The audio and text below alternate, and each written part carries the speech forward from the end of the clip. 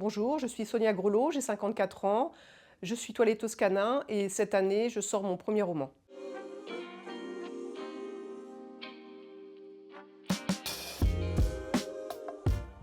J'ai toujours aimé écrire depuis que je suis toute gamine. En fait, à la base, j'écrivais beaucoup et c'était une passion. C'était ma première passion, en fait. Alors, j'écrivais sur des cahiers de brouillon. J'ai dû faire 2 ou 3 cahiers de brouillon en entier. À chaque fois que je rentrais de l'école, j'écrivais. L'écriture, c'était reposant pour moi. J'ai pas choisi d'être écrivain ou écrivaine. Pour moi, un écrivain était diplômé, était prof, intellectuellement toujours par rapport à moi où je me sentais très, très petite. Je ne me sentais pas forcément au niveau de quelqu'un qui sait écrire, qui sait mettre les mots. Alors j'ai attendu longtemps pour réaliser mon premier roman parce que j'étais occupée, j'étais mariée, j'ai eu des enfants. Et là maintenant, ils ont un toit sur la tête, ils ont chacun leur métier. Et maintenant, je me suis dit, faut que je m'occupe de moi, de ma passion, de ma première passion de base. Et là, je me suis dit, ça y est, je suis mûre, je me sens mature, c'est bon, c'est maintenant qu'il faut que je me lance. Ça fait un moment que je l'écris, que je me recorrige, que je réécris. Alors, quand j'ai terminé mon livre, j'étais avec mon premier mari.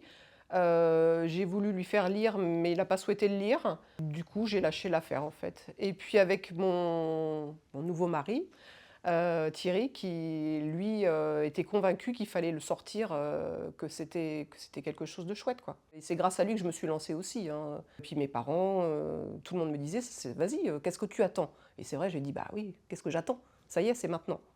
Et puis à force de l'avoir envoyé à plusieurs maisons d'édition, d'avoir essuyé beaucoup d'échecs, ça a duré quand même au moins 2 3 ans avant d'avoir des réponses positives. Et finalement, les maisons d'édition Le Panthéon ont accepté de m'éditer. Alors ce livre, je l'ai écrit derrière mon ordinateur. Tout le monde était un peu au courant, mais sans trop voir qu'est-ce qu'elle écrit, qu'est-ce qu'elle fait. C'est ça, je me cachais un peu pour l'écrire, parce qu'encore une fois, je n'étais pas sûre de moi aussi. Et je faisais, ouais, c'était un peu en cachette. Alors le titre de mon livre, c'est À cause de mes 14 ans. C'est une histoire où je me mets dedans pour mieux m'imprégner du personnage. Donc je dis je, mais c'est une fiction. Alors en fait, j'ai pas de plan précis. Je commence à écrire, je crée un personnage, j'en crée un deuxième, puis un troisième. En fait, j'écris, au fur et à mesure les idées arrivent, je continue d'écrire, je modifie les lieux ou les choses. Et au fil du temps, les idées arrivent et tout s'enchaîne. J'ai mis le mot fin à la fin de mon livre quand j'étais sûre que le personnage était à l'identique de ce que j'avais envie qu'il soit. La première personne qui a lu mon roman, c'est maman. Sa réaction, elle m'a appelée tout de suite, au milieu du livre, en me disant: «Mais qu'est-ce qui t'est arrivé? Il t'est arrivé quelque chose? Tu t'es fait violer? Tu m'en as jamais parlé?» Et je lui ai dit: «Non maman, c'est une fiction, je t'assure, regarde papa il n'est pas alcoolique, toi t'es pas malade, il y a pas…» Elle me dit: «Oui mais non, mais vu la description que tu en fais, forcément il t'est arrivé quelque chose.» Et là je me suis dit: «Si maman croit à fond dans l'histoire, c'est que c'est pas mal.» Alors aujourd'hui je suis toiletteuse et écrivain.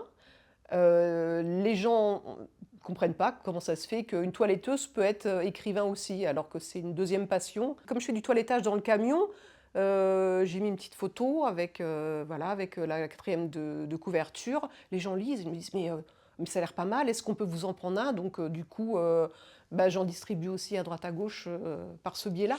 Ce livre, c'est une très grande fierté, c'est mon troisième enfant. Le fait d'avoir écrit et publié un livre, ça m'a redonné confiance en moi. Je me sens beaucoup plus mûre, plus apte à faire des choses. Alors si je devais donner un conseil à des femmes pour l'écriture, c'est de se lancer, c'est de se lâcher. On n'a qu'une vie, donc il faut le faire. Mesdames,